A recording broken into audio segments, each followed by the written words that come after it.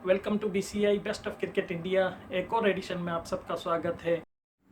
आज के इस एपिसोड में एक मैच और एक सीरीज़ की चर्चा करेंगे। वो मैच है आयरलैंड वर्सेस साउथ अफ्रीका के बीच, जो दूसरा वनडे मैच खेला गया डबलिन में। इतिहास रचा, आयरलैंड ने पहली बार साउथ अफ्रीका को हराया है आयरलैंड ने, और क्या शानदार बैटिंग की कप्तान बलबिरनी ने। और उसके बाद ऑस्ट्रेलिया वर्सेस वेस्ट इंडीज़ के बीच जो T20 सीरीज़ हुई, 3 मैच गंवाने के बाद ऑस्ट्रेलिया को आखिर में समझ आया कि कैसे अप्रोच करनी है T20 में। तो उन चारों मैचों का विश्लेषण। अफ्रीका वर्सेस आयरलैंड के बीच पहला मैच बारिश के कारण नहीं हो पाया था और डबलिन में इतिहास रचा है। आयरलैंड ने पहले बैटिंग करते हुए कप्तान बलबिरनी का शानदार शतक, 102 रन बनाए बलबिरनी ने, और उनका भरपूर साथ दिया टेक्चर ने 79 रन बनाकर। लेकिन जो अंत में काम किया वो थे उनके बैट्समैन डॉकरेल। सिर्फ 23 गेंदों में 45 रन बनाए और हालत ये रही कि आखिरी 8 ओवर और 2 गेंदे यानी आखिरी 50 गेंदों पर 95 रन बना लिए आयरलैंड ने और स्कोर को 290 रन पहुंचा दिया। अफ्रीका के जो फील्डर्स हैं उनका काफ़ी बड़ा हाथ था। 4 कैचेस ड्रॉप किए अफ्रीका के फील्डर्स ने, और अगर आप 4 कैचेस ड्रॉप करते हैं और वहाँ से आप सोचते हैं कि कोई टीम बड़ा स्कोर नहीं बनाएगी, तो ये नहीं हो सकता। 4 ड्रॉप कैचेस अगर आप करते हैं तो फिर किसी भी टीम के लिए मौका रहता है हाथ खोलने का, और यही काम किया आयरलैंड ने। 290 रन बनाए। जवाब में अफ्रीका की टीम, एक स्थिति ऐसी थी कि 159 रन बन गए थे अफ्रीका के और सिर्फ 2 विकेट गिरे थे। 32 ओवर और 18 ओवर और आने बाकी थे, 130 रन बनाने थे। लेकिन फिर वही हाल जो अफ्रीका हर बार चेस में करती है, match in a chase. Janneman Malan 84 run और वैंडरसन के 49 रनों के आउट होने के बाद ताश के पत्तों की तरह ढह गई अफ्रीका की टीम, और ये मैच 43 रन यानी 43 रनों से हार गई और 247 रनों पर ऑल आउट हो गई। अब तीसरा वनडे है, लेकिन आयरलैंड अब ये वनडे सीरीज़ नहीं हार सकता, क्योंकि 3 वनडे मैचेज़ में वो 1-0 से आगे हैं और एक मैच पहले से ही बारिश के कारण धुल चुका है। तो तीसरे वनडे में देखना होगा कि क्या परफॉर्मेंस देती है आयरलैंड, और विश्व कप में अपने खेलने के चांसेस कितने प्रबल करती है, ये आने वाले मैच से पता चलेगा। और चलिए अब बात वेस्ट इंडीज़ वर्सेस ऑस्ट्रेलिया के बीच जो T20 सीरीज चल रही है। पहले मैच में वेस्ट इंडीज़ ने 145 रन बनाए और ऑस्ट्रेलिया ने जिस तेज़ी से शुरुआत की, मैथ्यू वेड 14 गेंदों में 33 रन, मार्श 51 रन 31 गेंदों में, और मोज़ेक हेनरी के 16 रन 8 गेंदों में, यानी जो गेम की डिमांड थी उससे काफ़ी आगे चली गई ऑस्ट्रेलिया की टीम। सिर्फ 3.4 ओवर में 46 रन बना लिए थे और 7.3 ओवर्स में 89 रन बना लिए थे ऑस्ट्रेलिया ने। उसके बावजूद भी ऑस्ट्रेलिया को ये समझ नहीं आया कि पिच पर टिक कर खेलने से रन बनेंगे। अगर इतनी तेज़ी से रन बनाने की कोशिश करेंगे तो विकेट चले जाएंगे, और विकेट जाने का सिलसिला ये रहा उनका कि पूरी टीम 127 रनों पर ऑल आउट हो गई। यानी आप सोच सकते हैं कि 16 ओवर में 127 रन पर पूरी टीम ऑल आउट हो गई, और जब टीम ऑल आउट हुई 24 गेंदें बाकी रह गई थी और उन 24 गेंदों में 18 रन बनाने थे, यानी less than run a ball.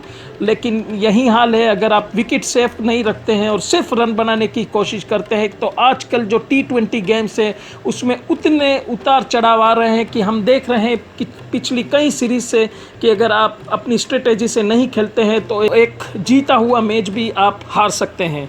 अगर दूसरे T20 की बात करूं तो 195 रन बनाए वेस्ट इंडीज़ ने, और जब वेस्ट इंडीज़ के सामने ऑस्ट्रेलिया को 23 रन बनाने की चुनौती थी तो ऑस्ट्रेलिया ने बिल्कुल उल्टा किया इस मैच में और सिर्फ 58 रन बनाए पहले 7.4 ओवर्स में, यानी पहली 46 गेंदों में 58 रन बनाए, और 13 ओवर आते आते ऑस्ट्रेलिया के सिर्फ 100 रन बने थे।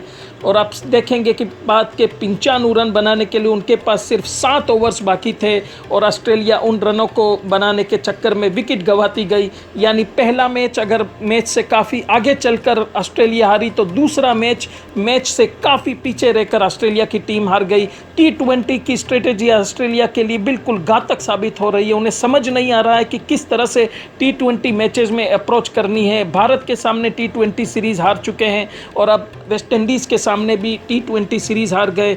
तीसरा जो T20 मैच था उसमें सिर्फ 141 रन बनाए ऑस्ट्रेलिया ने। इस बार पहले बैटिंग दी थी ऑस्ट्रेलिया को, सिर्फ 141 रन बना और क्रिस गेल के तूफान के सामने 38 गेंदों में 67 रन क्रिस गेल बनाकर ऑस्ट्रेलिया की गेंदबाजी को तहस नहस कर दिया और सिर्फ 15 ओवर में वेस्ट इंडीज़ ने ये मैच जीत लिया। इस तरह से सीरीज़ जीत ली वेस्ट इंडीज़ ने 5 मैचों की, और ये पहली बार ऐसा हुआ है 1995 के बाद, यानी मार्च 1995 के बाद ये पहली बार ऐसा हुआ है कि वेस्ट इंडीज़ ने ऑस्ट्रेलिया से बाईलैटरल सीरीज़ जीती है। 26 सालों के बाद कोई बाईलैटरल सीरीज़ जीती है वेस्ट इंडीज़ ने ऑस्ट्रेलिया के सामने।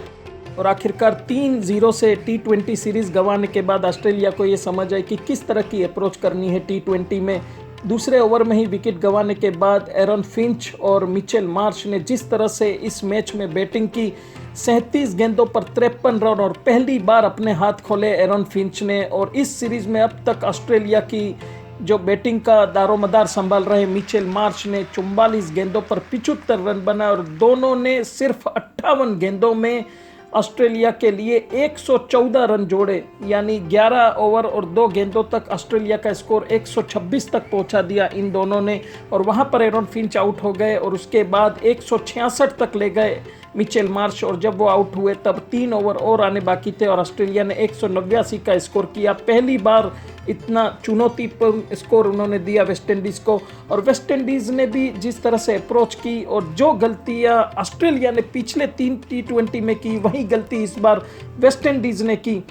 7 ओवर में 86 रन बना लिए थे वेस्ट इंडीज़ ने और सिर्फ 1 विकेट गिरा था उनका। लेकिन वहां से देखिए कि किस तरह से डाउनफॉल, और जैसा मैंने कहा कि किस तरह के उतार चढ़ाव आजकल T20 मैचेस में हमको देखने को मिल रहे हैं। जहां 7 ओवर और 1 गेंद पर वेस्ट इंडीज़ ने 86 रन बना लिए थे, वहां से लुढ़क कर वो 15 ओवर और 2 गेंदों तक 132 रन बना पाए। 4 विकेट उनके गंवा दिए, यानी 49 बॉलें खेली उन्होंने अगली और सिर्फ 46 रन बनाए। और यहाँ वेस्ट इंडीज़ की जो बैटिंग की लय थी पूरी तरह से टूट गई। लय इसलिए कि पूरी सीरीज़ में वेस्ट इंडीज़ इस तरह की अप्रोच करती आई है, काफ़ी आक्रामक बल्लेबाजी कर रही थी, लेकिन पहली बार उन्होंने काफ़ी रक्षात्मक तरीके से खेला और उन्हें खामियाजा भुगतना पड़ा कि विकेट भी गिरते गए, रन नहीं बने। और इसमें पूरन और फ्लेचर दोनों ने मिलकर 30 गेंदें खेली और सिर्फ 22 रन बनाए। उसके बाद भी ये रोमांचक मैच उस स्थिति में पहुंच गया जहां 6 गेंदों पर 11 रन बनाने थे।